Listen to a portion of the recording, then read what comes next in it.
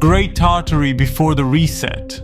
Before the reset of 1728, the known lands were completely different from what modern humanity believes it remembers. A vast civilization once extended across enormous regions, connected not only through commerce and navigation, but through a unified understanding of energy, architecture, human consciousness, and the true structure of the world itself. Centuries later, isolated fragments of that civilization would become known as Great Tartary, although that name represented only a small shadow of something far older and far more complex. Its cities possess proportions impossible by modern standards. Gigantic towers, cyclopean structures, monumental domes and buildings constructed with extraordinary precision appeared distributed throughout the continents as if humanity had once reached a level of development that was later completely erased. Many of those constructions seemed to function as energetic conductors. Energy did not depend on fuels as it does today. It was extracted from the environment itself, from storms, from the natural frequencies of the earth, and from enormous resonant structures connected together. But the true danger of Great Tartary was not merely technological, it was spiritual. The humans of that era still preserved fragments of ancestral knowledge regarding the lands beyond the limits of the first dome, which later became the ice walls. They knew the known lands were not everything that existed. Ancient navigators were capable of crossing forbidden regions, expeditions disappeared beyond the southern seas, and entire groups maintained contact with extraterrestrial civilizations located outside the first dome. Humanity had not yet been completely separated from its origin, and that clearly represented a threat to the colonizers.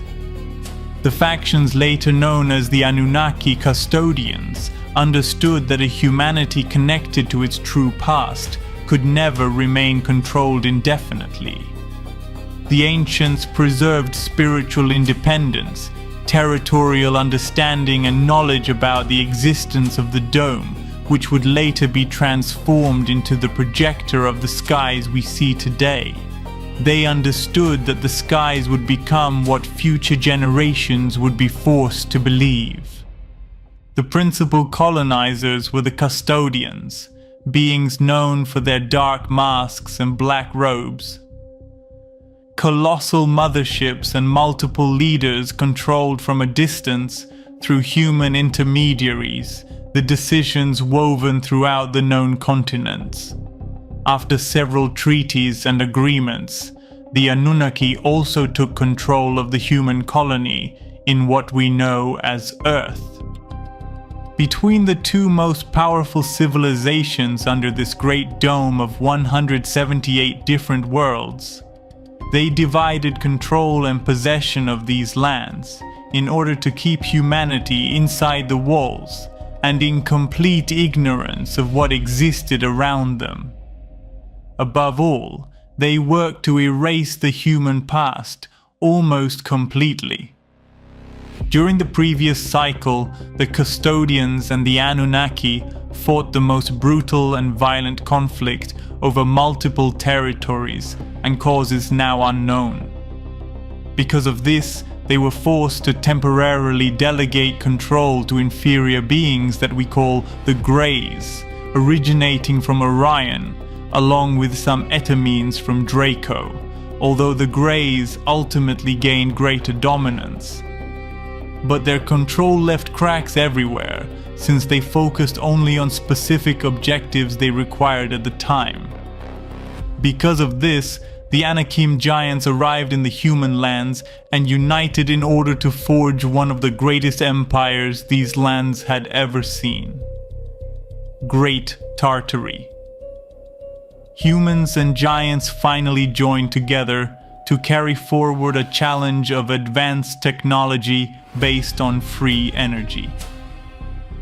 When most of the custodians eventually returned, defeated by the power of the Anunnaki, they discovered their most prized colony immersed in uncontrolled technological and spiritual advancement. This alarmed their leaders and marked the beginning of the destabilization period prior to the reset, following new agreements with the Anunnaki. Across different territories, anomalies began to appear. Red skies, enormous electrical storms, unnatural fogs, and subterranean vibrations started affecting entire regions. Many trade routes vanished. Communication between cities became increasingly difficult. At the same time, sudden wars emerged between territories that had coexisted in relative stability for centuries. Historical records from that era began to fragment, as if someone were deliberately attempting to destroy the continuity of human memory itself. Mnemonic resynchronization attacks appeared almost simultaneously across several Tartarian core centers. Everyone understood what it meant. A new reset was approaching. Then finally, 1728 arrived. The collapse did not occur in a single visible way for all humanity. In some regions it manifested through massive floods, in others through unknown diseases. Entire cities disappeared beneath fires impossible to contain. Complete regions became empty of population within months. Many gigantic structures were destroyed from within, while others remained abandoned, slowly turning into silent ruins that centuries later would be classified merely as architectural mysteries. Battles were fought in some of the most strategic centers, but unfortunately the giants' technology at that time had little effect against the overwhelming power deployed by the colonizers. The reset was never intended merely to destroy cities. It sought to destroy human memory itself and begin again in a far stricter and crueler form. The same one humanity lives under today. After 1728 came the great repopulation of 1729.